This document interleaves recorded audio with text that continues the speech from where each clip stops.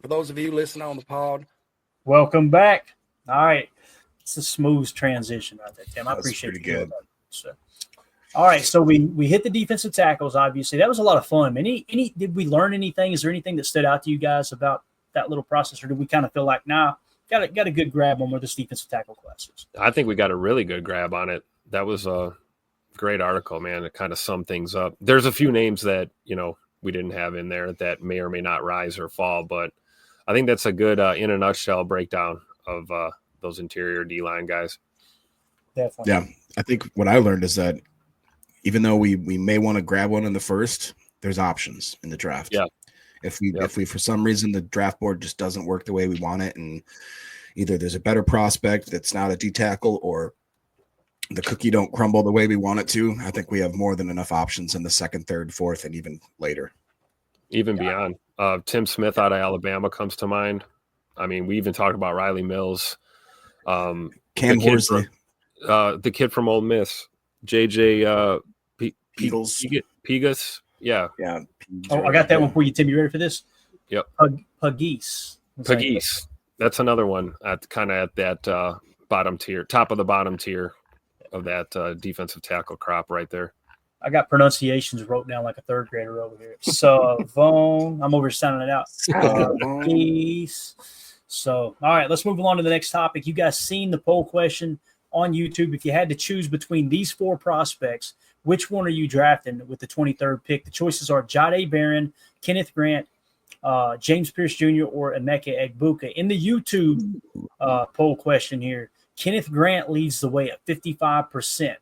Second is cornerback Jahdae Barron at 23%. Then edge defender James Pierce Jr. With 12%, and Emeka Egbuka, wide receiver out of Ohio State, at 9%. Now, on Twitter, it's a whole different ballgame. It's a lot closer here. And so I asked everybody on Twitter, same thing, Green Bay Packer fans, if you had to choose between these four prospects, which one are you drafting with the 23rd pick? There's always knuckleheads that jump in the comments and go, none of them. All right, I got you, sourpuss. Get out of here. So here's how it landed on X. Wide receiver Emeka Egbuka leads the way at 29.4%. Edge defender James Pierce Jr. at 27.4% in second place. Kenneth Grant in third place at 19.2%. I'm sorry, Jahdae Barron in third place. Cornerback out of Texas at 24%. And then Kenneth Grant came in last year at 19.2%. I want to hear y'all's vote real quick. We got an article to get to on it. Of course, the fans want us to take a wide out in the first round. Of course. I'd rank them in this order. I'd go Pierce Jr., Barron, Grant, and Egbuka, just because I don't think that Grant's realistic. I like James Pierce Jr. just too much. But if the scenario is that I know for sure Jaw's not there, I go Jahdae Barron 100%. Got it. All right, so here's what we did with this. Put together a piece over on our Patreon group. You guys who want to join our Patreon group, it's growing like a weed, having a lot of fun in there. Just hop over to patreon.com/Packer Fan Total Access. For $3 a month, you get access to everything on the site. It also gets you entered into giveaways, which we are still looking for Chewy. He won the autographed Mason Crosby card. And up next, y'all going to like this one, boys, an autographed rookie card of Javon Bullard. All right, so we got a Javon Bullard autograph rookie card. It's going to be the giveaway this Saturday. Make sure you're a member of at least the $3 tier. We'll put you on the pinky wheel and spin that sucker live Saturday night on the show and give that card away. Just a way for us to give back to those who are supporting the Patreon group. Here we go. 4 prospects that could be available for Green Bay at pick 23. This was the vote we just showed you guys, okay? Here's a breakdown of those prospects. When Green Bay makes their choice with the 23rd pick, there is a reasonable chance these players could be available below our scouting reports on each, along with their ranking on our PTA big board. So James Pierce Jr. is the highest of these 4 on our big board. All right. He obviously edge defender out of Tennessee. James Pierce Jr. is a dynamic edge rusher with explosive speed and a relentless motor, making him a nightmare for opposing quarterbacks. He's slightly undersized, but compensates with elite quickness off the line and a rare ability to bend around tackles. His knack for generating pressure stands out as a top tier, though he's still refining his run defense, showing noticeable improvement in holding his ground against blockers during the 2024 season. Pierce projects as a potential top 15 pick in the 2025 NFL draft with a double-digit sack upside at the next level. The RAS here, 940 at 6'5", 245, 31-inch vert, 10. It's 10.03 broad jump, scoring a 9.23. So he's got plenty of explosion there, even though the vertical didn't suggest it. 40-yard dash, though, 4.47. Yeah, that's crazy. It's nuts. Hand size 10 inches even, and then his arm length 32 3/4. And then we can scroll back up to this in a second. Look at the PFF grades, guys. In 2022, only a 68. Then in 2023, became a starter. He jumped all the way to 90.4 overall defensive grade. And then in 2024, stabilized at an 87.1. His pass rush grade last year, 89.4, with a run defense grade of 84.1 and overall defensive grade, like we said, of 87.1. We can scroll up or stay right here. Talk to me about James Pierce Jr. Y'all good with him at 23? I would be. Same. I feel like he's just explosive.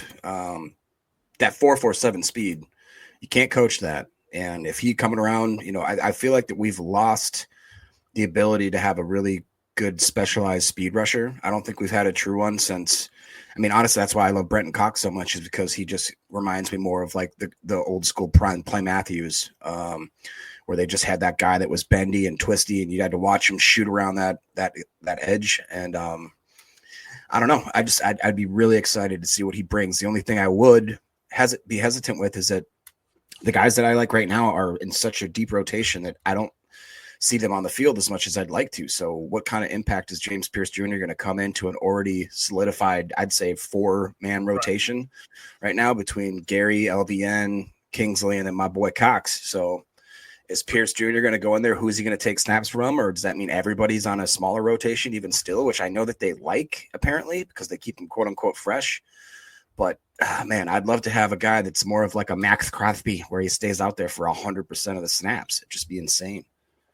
Yeah. Pierce is a dog, man. If he's on the board, you got to think about taking him. You really do. As bad as I want a 3-tech or somebody, on that D line early, I'm not opposed to James Pierce at all.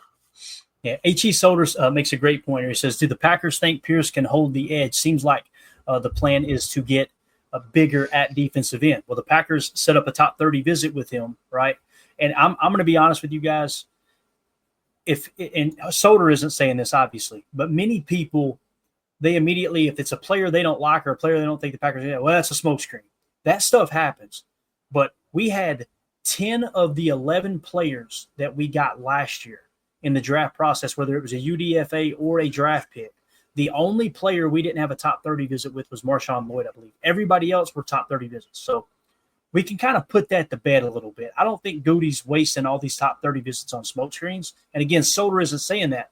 But Solder, here's how I look at what you just said. What was the big complaint about our edge defenders this year? It wasn't stopping the run, right? It was getting after the quarterback. So here you got a guy who's a pass rush freaking demon. And we're going, hey, he's not really big enough to play the edge. I know you're not saying that. You're asking, do the Packers think he can hold the edge? That's where I get frustrated because it's like, man, we gotta decide here. Do we want to get after the quarterback or not? You know what I mean? Well, so that's where do you see him as being more of a role player, especially early in his career, where it's like it's a second and third down guy. When you know what I mean? When especially a third and long, you get this guy back there, pin his ears back, and yeah, he's a little undersized. We talked about, man, there's plenty of Culvers. He can hit that up, a little cheese curds. Bro, I mean, honestly, think about. I was gonna say, you throw 10 pens on him, all of a sudden 6'5", 253 sounds like all right. That's just fine, just fine. Cheese curds make my stomach hurt all the time, but I do eat them though. All right, let's move it along here. Next on the list, we talked about a little bit earlier, Kenneth Grant in the 13 spot. Kenneth Grant is a massive interior defensive lineman who combines brute strength with surprising agility for his build. Greg Cosell talked about his agility like people think he can't rush the passer. They're going to be surprised at the NFL level. This dude can move is what he said. So it says he excels at clogging run lanes and collapsing pockets, often requiring double teams that free up teammates to make plays. Think about Mason Graham. Why did he have so much success? It could have something to do with Kenneth Grant playing alongside him, right? While not a prolific pass rusher, his ability to disrupt plays in the backfield is invaluable, and he's shown growth in his hand usage and technique through 2024. Projected as a mid-first-round pick, Grant profiles as a dominant force who could anchor an NFL defensive line as a high-impact selection. Obviously, the RAS we talked about, a 717. Here are the PFF grades. In 2022, 72.7. 2023, he jumped to an 80.4. In 2024, he climbed even higher to an 83.7. Had a pass rush grade of 75.3, run defense grade of an elite 87.5, scoring that 83.7 overall. Tim, you have the floor, sir. You're muted, Tim. My bad. I was over here watching Kenneth Grant highlights. My bad. Yeah, again, I mean, all these guys we're going to break down. We shouldn't feel bad about any of them at 23, honestly. But, you know, obviously this is one of my favorites here. I just don't know, you know, how hopeful I should be that he's even on the board at that time. But I would be all for this pick right here. This was my vote on the poll. I think we need to get better in the trenches, and this would be a really good foot forward. Yeah, he's one of those guys where every year there's about 10 to 15 players that I just don't give the time of day because I don't want to get my heart broke. You know, I don't want to get interested just to see him go to, you know, number 6 overall or something like that. So he's one that I just haven't invested a lot of energy in just because I don't see him lasting past 13, 15. You know what I mean? Right. It's just I just don't. He's too good for that. Ron Sanfel says Grant, a gift from the football gods. Jim Harbaugh. Jim Harbaugh said, yeah, his old coach. Yeah. I mean, and that's the kind of thing. It's like, you know, obviously Jim Harbaugh saying that, you have to imagine there's 31 other teams right now in the league saying, I respect Jim Harbaugh quite a bit. If he was that integral to that guy's defensive scheme and plan, you know, that just seems to me like a lot of guys are probably salivating.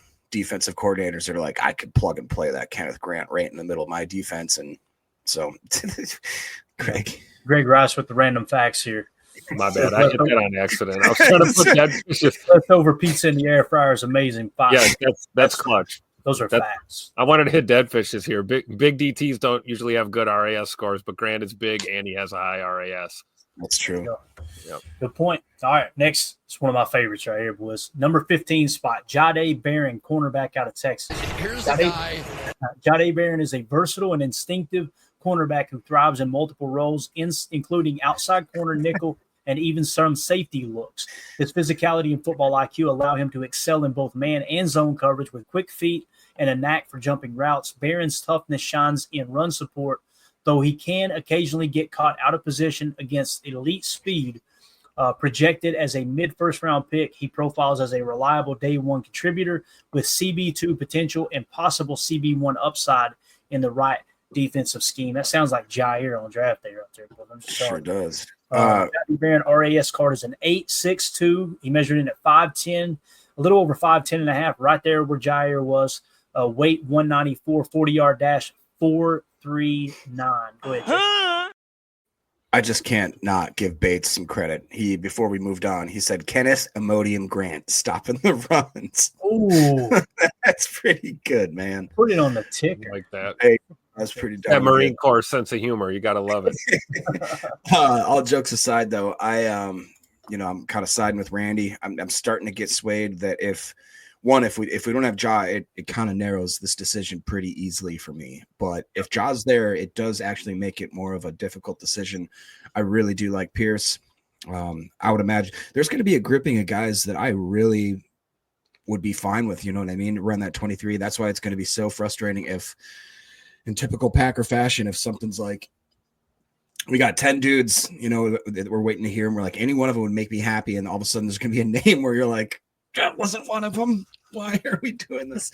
But Jahdae Barron is increasingly becoming more, and we've talked about the cornerback class just in general being a little bit light this year, especially when you look at the top end talent. They are riddled with injuries and other sorts of things like that. Jahdae Barron seems to be one of the best fits for our team that also doesn't have a lot of red flags, whether it be injuries, off field, whatever the case may be. He just seems like he is the guy right now.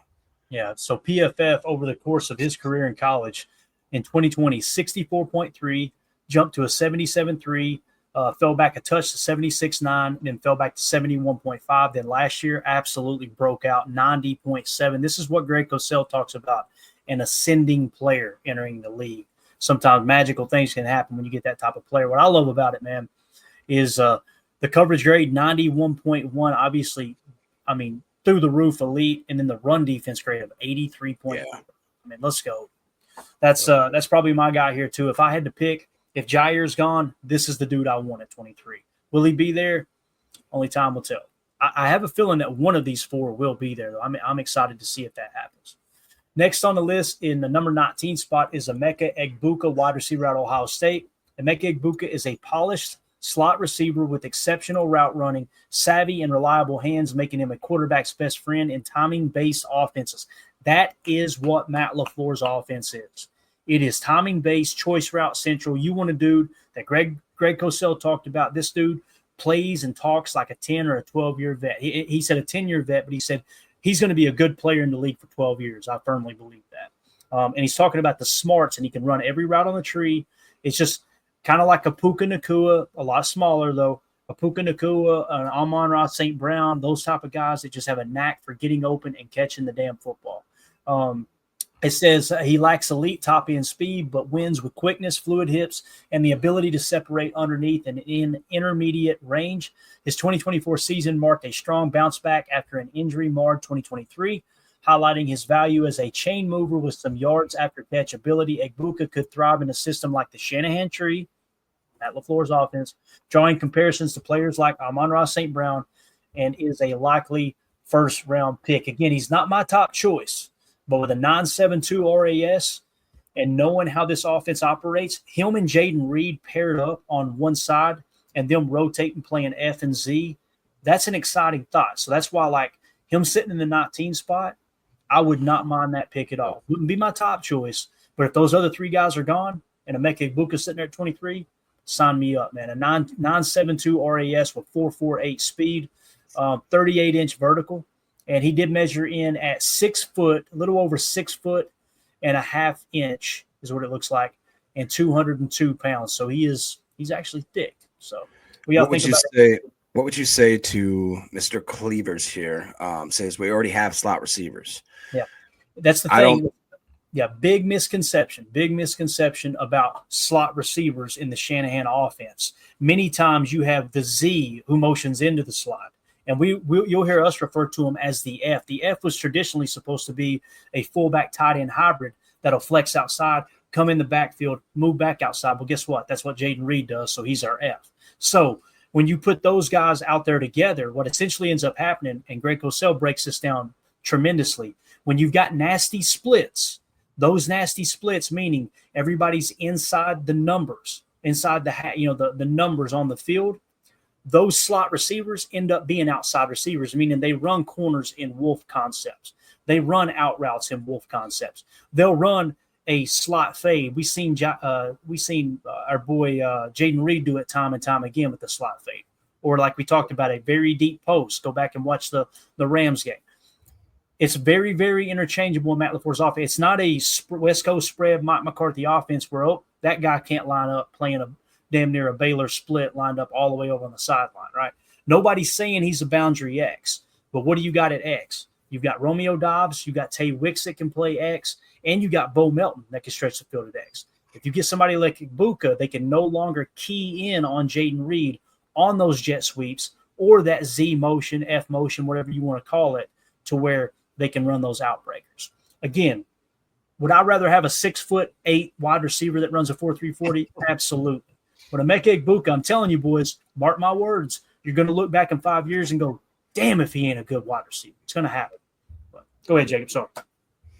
No, that's I agree completely. I wanted you to kind of spell it out there, just so you did a great job. That's exactly what I was looking for there. Coach Lynn says if we reduce formations, then we can mix and match. He also goes on to say that Emeka is a good blocker. Also, I mean, he just seems like an actual puzzle piece fit for this Matt LaFleur offense. It really does. Clayton hit it on the head, man. If this guy's on the board at 23, you really got to think about taking him.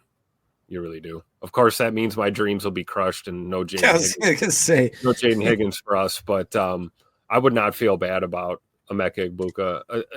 Luther Burden III out of Missouri. That's another one that comes to mind, that type of receiver.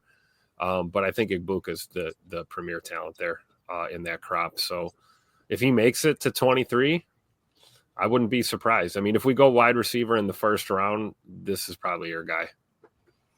And again, you guys remember we covered this in real time. The Ohio State Pro Day, where was Gutey at? Showed him right on the front row, in front of all the other scouts standing there, watching him jump that vertical jump at Egbuka. He's all over Egbuka right now. So the stars have to align. There's other players I would much rather have than Egbuka, but if he's the best available according to our board at 23, sign me up, man. I'm all about it. H.E. Solder makes a great point here. He says, need Musgrave to click this year in the worst way. If you can get Musgrave to click and flex him out, boy, that would be a nice way to try to get a little bit of that missing element back from Christian Watson being gone. That's a big body guy who's got decent speed. Let him get out there and work the perimeter a little bit. I hope they allow him to do that. I really do. That's a great point there, Solder. So in terms of the PFF grade for Emeka Egbuka, boy, the voice is going bad. 79.5 overall offensive grade. When you go back to 2021, here are his grades: 72.8, 83.1, 72.9, although it did sound like he was had some injuries he dealt with in 2023, if that scouting report was correct. And then in 2024, he jumped up to a 79.5. He never had a bad year the whole time at Ohio State. So played for a big-time program. He knows what it takes to win a championship. They did that last year. He was kind of one of those safety valves for Will Howard with that national championship team that still pisses me off. They beat my Irish. But boy, oh boy, did they get the job done. So that's Emeka Egbuka. Any other thoughts on him, gents? Nah. Jaden Higgins in the second round instead. Let's go. Hey, I'm with you there. If James Pierce Jr. falls, James Pierce Jr. in the first, give me Jaden Higgins in the second, I'm good with it. Kenneth Grant falls, give me Kenneth Grant in the first, Jaden Higgins in the second, I'm good with it. Jahdae Barron, yep. That's why I highlighted these four players. Yep. And really, I like that on Twitter. The vote was so close. It's like people are really thinking like, yeah, these are probably four pretty good picks. So Tim, by the way, when y'all were talking about sizable receivers, just want to let you know, Daryl wanted to let you know that Higgins has that height. He's 6'4". I don't know if you knew that, Tim. Breaking news. Learn something new every day. That's right. Chris the Casual says, Clayton, can you see Barron playing outside? Not a few snaps. He played outside in 2023 and then kicked back inside, or he played outside in 23 and then kicked inside in 24, if I remember correctly. So that's the big thing on his scouting report is he's got the versatility. He can play inside, he can play outside. So if you do get to a point where at some point you go, you know what, let's play cover 2 lock, or let's play whatever lock you want, cover 3 lock, and you say, let's put a guy on their number one receiver in man coverage, everyone else be in zone. That can be the guy that can do it because he can line up inside, he can line up outside, just like Jair. Jair could do that throughout his career, especially in his prime. I'm telling you, man, when you watch his tape, go watch Jahdae Barron's tape, and you'll go, that looks just like Jair Alexander. It's amazing. He's thick like him too. You know what I mean? You can tell he's built strong. Jair would play the run until he hurt that shoulder, you know? And look, who can blame him for thinking twice about it now? It may have cost him the rest of his career, right? I mean, he's not been the same player since, and he's not been truly healthy since then. So again, here's the parting thoughts. All four players will be great value for the Packers at pick 23, filling positions that are considered a need for Green Bay. Which do you like the most of these four? Let us know in our favorite draft prospects chat here on Patreon. So you guys chime in there. Let us know which of those four you would rather have there. And that's pretty much it for that. So we were going to do a mock draft for visits only. Yes. Can we do that in, say, I don't know, 17 minutes, you guys think? Yes. Everybody says yes to the mock draft. What'd you say, Tim? Did you vote no? No, I said yeah, we can do it. Good deal. This is courtesy of Aaron Rodgers. Not the Aaron Rodgers, our Aaron Rodgers, correct? That's correct, sir. On my knee. So if you could read that, do you have it? Well, actually, I can read it. I think I've got it right here. Here is what he sent me earlier today. And Aaron is I don't even know if his name is actually Aaron. I'm assuming it is. He always gives great ideas, a great avid listener of the show. He said, based on the visits and meetings, I feel like we're looking at cornerback edge early, wide receiver in the middle rounds, and O-line middle late. I said, I agree. He said, I got a mock recommendation for the show. Do a mock with only players who have met with the Packers. Okay, Shrine, Senior Bowl, Combine, top 30 visits. So you guys can't see my board, but I've got it pulled up off screen here. Okay, we're going to keep the mock draft on screen. Let's get this thing cranked up, and I'll tell you the best available. If you guys will read me the best available, I'll tell you who met with the Packers, and we'll see if we can do this in an orderly fashion. So here are the players that are available right now, right? You got what? Kelvin Banks, Jahad Campbell, Colston Loveland, Malachi Starks, James Pierce Jr. There's no reason to look any further. That's definitely the highest on our board if we go off our board, okay? In terms of players that the Packers have met with, he ranks the highest on our board in the 11th spot. We've met with him with a top 30 visit. We met with him, I think, at the Combine. He was a captain, and he meets the threshold other than the weight, if that makes sense. So is there any other players you guys want to see here, potentially? No, I think that's the pick right there. There's Derek Harmon. We got Derek Harmon in the 29 spot, but he did not meet with the Packers. So this has got to be the pick, right? That's it. Yeah. You good with it? Yeah. Oh, yeah. James Pierce Jr., edge defender out of Tennessee with the 23rd pick. All right, let's see who's available now. Ooh.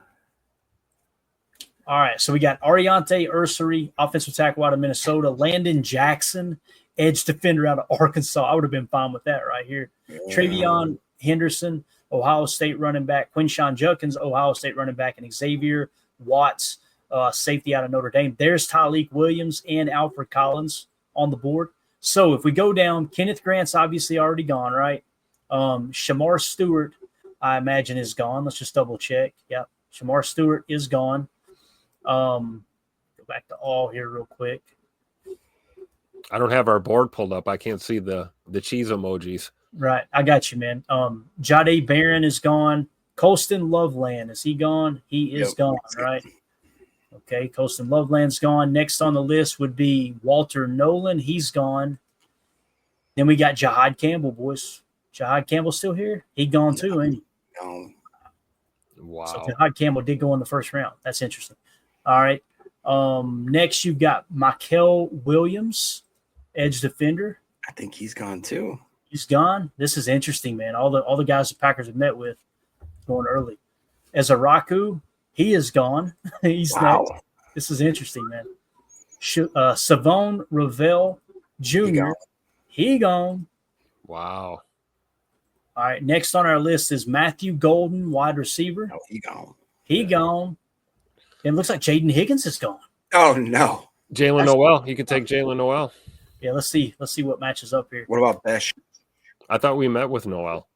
Trey Amos is next on our list. He's gone. Man, Alfred Collins is next on our list, boys. That would be the best player available. All right. Where's Tyleek? I thought Tyleek was higher than Alfred Collins. No, Tyleek. Oh, we didn't meet with Tyleek. That's why. Yeah. So Alfred Collins would be the best on the board here, boys. What do we think? Then we got to take him.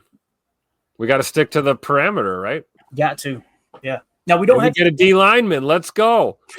We don't have to take best available on our board. I'm just letting you know what's best available. Wait, did we meet with Jack Besh? Jack Besh, I think we did meet with Jack Besh, actually. He's significantly lower on our board, I want to say. Where is he at? Actually, he did climb up recently. Where is Jack Besh? Jack Besh is in the 78 spot for us. No, we did not meet with him according to this, unless I haven't got it updated. So, Alfred Collins, a Packer. All right, come on down. So with the 54th pick, the Green Bay Packers select defensive tackle out of Texas, Alfred Collins. Got an 8. Samar Turner. No, we got to pick, right? Let's see here. All right, so best available: Cameron Scatterbo, Will Howard, Tate Ratledge out of Georgia, Isaiah Bond. Packers met with him, didn't they? Let's see what lines up here though. Jaden Higgins is gone. Princely Umanamelon, he is gone. Right. Jared Ivey. Harold Fannin Jr. The Packers met with. He's gone. Is he gone? He is. Yeah, gone. he gone. Dang. Hey, I think Gutey's onto something, boys. I think this is proving Aaron's point here that Gutey's meeting with a lot of guys that are, probably going to be off the board pretty early here. I agree. Benjamin Morrison's obviously gone. We just passed him on our board. Jalen Royals is there. So the highest on our board in the 80 spot that met with the Packers is Jalen Royals. Let's now go. we I met kind of with like this. we met with Isaiah Bond too, right? That was the top 30 visit. So where is Isaiah Bond? Let me just search. That'll screw us up. I better not. I want to say he was Draft higher. Jalen Royals. Yeah, Isaiah Bond's in the 127 spot. Yeah. So yeah, Jalen Royals is the guy, boys. Let's go. All right, so we got us a Take receiver. that. That's Let's it. go. What's this end up being the draft? You know what I mean? It makes so much We sense. need a corner, though. We need a corner like nobody's business here. God, you ain't kidding, dude. You ain't Ooh, kidding. Charles Grant, though. Did we meet with him? Need an I'm O-lineman, not too. sure yet. Let's see here. Edge, Braden Swinson. Is he still there? Braden Swinson's gone, He right? gone. He's picking up steam ever since Howard or Greg Cosell talked about him. God, he's picking up speed. All right, we got Ozzie Trapillo. There he is. On our board, Ozzie Trapillo is 91st on our board. We have not taken an offensive lineman yet, right? So he is the best available according to our board that the Packers have met with. Take him. Boston College guy. Another high FBI guy. I like it. Close to him is Danny Stutzman, right below him, linebacker out of Oklahoma. And then Chris Paul Jr., linebacker out of Ole Miss. Those are the next two. So, yeah, I think it's probably Ozzie. Ozzie, you are a Packer. All right, look at that A+ right there, gents. Ace. So with the 124th pick, the Green Bay Packers select offensive tackle Ozzie Trapillo out of Boston College. All right. We might get us a corner now. Chris Paul Jr., is he still on the board? Oh, man. He is not. Have we met with Zy Alexander? If we have, he's lower on the list. I can't see it just yet.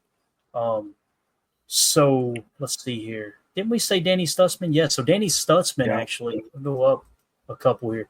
Danny Stutzman would be the next best available here for us at 94.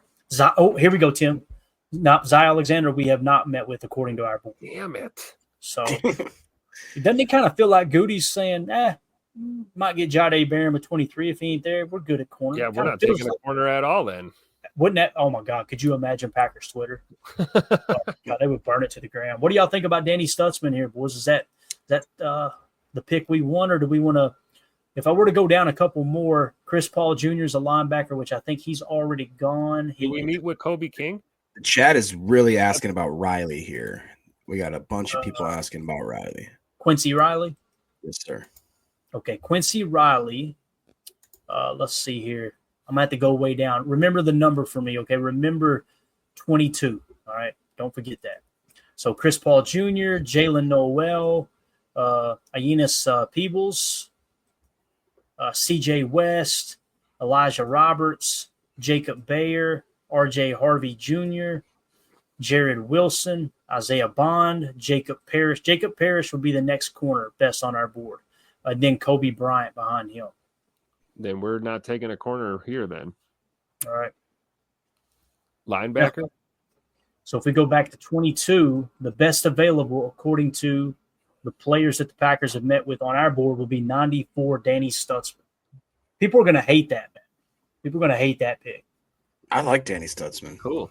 I do too, but I think they're going to look at you got Christian what's his name? Christian Welch back, right? You re-signed Isaiah McDuffie. You know what I'm saying? I'm okay with Welch is at camp every year. Hopper. What's that? I thought Christian Welch was going to make the 53. I would have bet the farm on it last year. They cut Me his too, ass up and somewhat. it didn't happen. All right, so we're just going to go Danny Stutzman for sake of time here, boys. I'd be cool with that. I think so. All right, everybody sounds so depressed with this pick. Look at that A+. A+. Make you feel a little bit better. All right. Did y'all know that Kobe King is Kalen King's brother? brother, yep. I did not know that. My eyeballs are on fire right now from this slide. I'm just telling you, I'm so close to the screen. Oh, my God. All right. Let's see. Chris Paul Jr. is gone. Jalen Noel, is he gone, boys? He's long gone, right? Yeah, he gone. Next, you've got Peebles. Peebles still there? How is Malachi Moore still on the board? Malachi Moore. What position? I don't even know I don't who know. it is. CJ West is next. He's gone. He gone. Man. Elijah Roberts, edge defender from SMU. Ooh, I like that. He gone. Gone too. This is amazing. So glad he had us do this. Jacob Bayer, center, is next on our board. I like that. All you Gutey haters out there, he's getting an A+ right now rating. Just so you know. And here's the thing about Jacob Bayer. We can come back and get him, unless y'all just want to do it in the order of the board. What do you think? Should we cheat a little bit? It's a big stretch. It's a big. It's going to get 150 points or spots. I feel like we should come back. All right, please don't let me forget. Pick 250. We're going Jacob Bayer. Okay, 250 Bayer. How are we going to forget about that guy? That guy right there with that cowboy hat. Look at that Stetson. I mean, look at the Stetson on this guy. That's custom made. Come on now. All right, going on down the line. R.J. Harvey Jr., running back from UCF. The Packers met with him. That's interesting. Let's see if he's on the board anywhere. Not that we would take a running back. I'm just curious. R.J. Harvey. Sound like a radio host, don't it? R.J. Harvey with the 4 o'clock news. He's like a NASCAR driver. Hey, is Noah Williams on the board? Noah Williams. Come at our board. Is that what you're talking about? I'm talking about, Dude, is he available? I really like Elijah Huzzy. Did we meet with him? Noah's gone, Tim. Damn. But we met with him, right? Oh, man, I have no way of knowing right now. Okay. Because I got the cheese pulled up right now. Jared Wilson is next, center. So we like our boy Bayer better than him, so we're going to pass on that right now, right? Isaiah Bond, is he gone? Mm-hmm. Yeah, he long gone, ain't he? All right. Who's next? Jacob Parrish. Please be there. He's gone. Damn. We are in trouble at corner, boys. Kobe Bryant. Kobe gone too? Oh, yeah. He gone. All right, next. Tyler Barron, edge defender from Miami. There he is. Do we double dip at edge, boys? I feel like we it's have a useless. choice. Yeah, 152 on our board. You know, if I scroll down a touch, the next cheese emoji, they're getting thin now, gents. The next one will be Jordan Phillips, and he's way down there. So Tyler Barron, you're a Packer. Tyler Barron, edge defender out of Miami. Got a B+ on that one for a late pick. Not bad. All right, so we got one more pick before we got to take Jacob Bayer, right? Next on our list is Jordan Phillips, defensive line. I think he's gone. Yeah. He's gone. Next is Bryce Cable-Dew, offensive tackle. Packers met with him. Cable-Dew is gone. That cable must have been due. Cable guy. Just make sure he's not a guard here. Oh, there he is. Bryce Cable-Dew. 336. We're going to get bad grades on these, but if we're sticking to the script here, boys, we're going Bryce Cable-Dew here. Right? Let's do it. D+. Yeah, ugly. And then interior offensive line, Jacob Bayer. We almost missed him. Look at that. Got close. And I got a D for that one. Right. All right. So, again, please, if you're hearing my voice, I know you're going to get in the YouTube comments tonight. I'm going to get notifications, and somebody's going to go, boy, y'all really screwed this strapped up. Understand it was an exercise. If we stuck to our board with the players that the Packers met with up to this point, all right, this is what your draft would look like. With the 23rd pick, you go edge defender James Pierce Jr. out of Tennessee. With the 54th pick, you go defensive tackle Alfred Collins out of Texas. 87, you go Jalen Royals, wide receiver out of Utah State. 124, Ozzie Trapillo, offensive tackle out of Boston College. 159, Danny Stutzman, linebacker out of Oklahoma. 198, Tyler Barron, edge defender out of Miami. 237, Bryce Cable-Dew, interior offensive line from Kansas.